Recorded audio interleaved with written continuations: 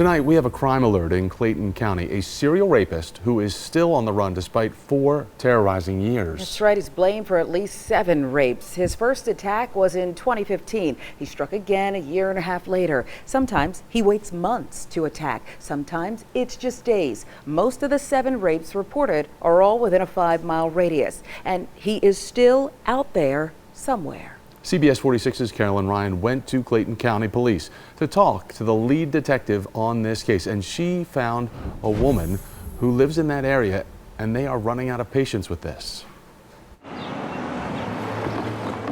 Clayton County, Georgia. Yeah, Cody enjoying it.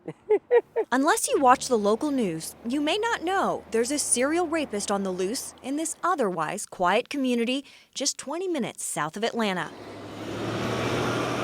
There's not a single flyer or sketch posted in the area of the attacks.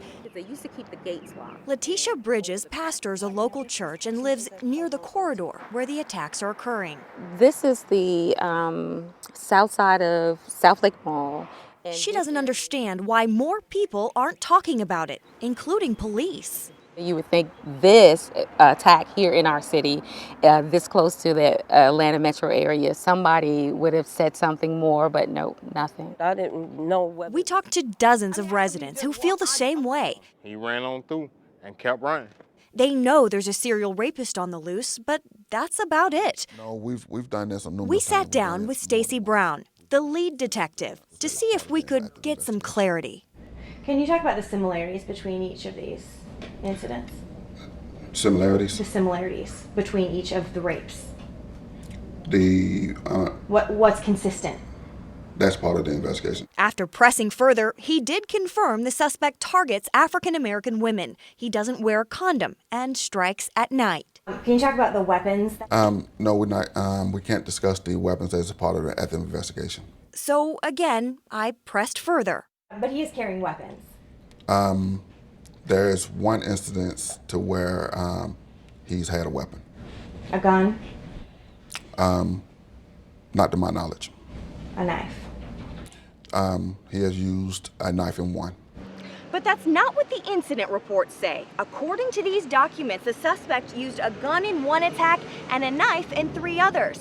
If the lead detective is hazy on some of the basic facts of the case, it's no wonder the community has questions. Do you feel like police are being as aggressive as they can be to find this guy? I don't think so. I think they believe that maybe he's going to slip up.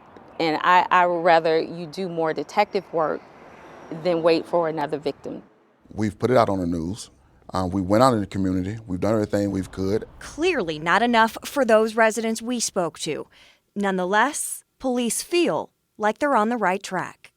Are we any closer to apprehending him today than we were when he first struck 4 years ago? I think we are, because we're getting leads more than we did 4 years ago. Now, clearly the neighbors in that area don't believe police are doing enough. Now, they told me they want police to be proactive, post the sketch around town, go door to door to interview neighbors, and perhaps most importantly, hold community-wide meetings to keep everyone updated, because that is the one thing both sides can agree on here, that neither the police nor the residents can do this alone. They really have to work together to get this guy off the streets once and for all. Really is eye-opening, your interview there, and Carolyn, in your reporting, you say they feel they're on track. But where does this investigation go from here?